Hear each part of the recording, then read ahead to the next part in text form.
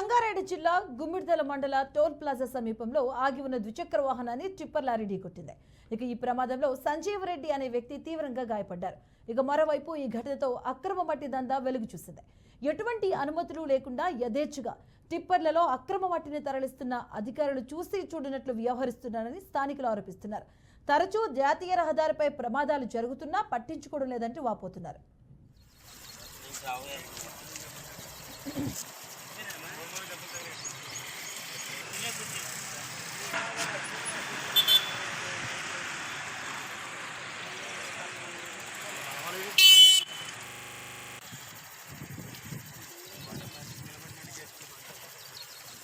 Chào em.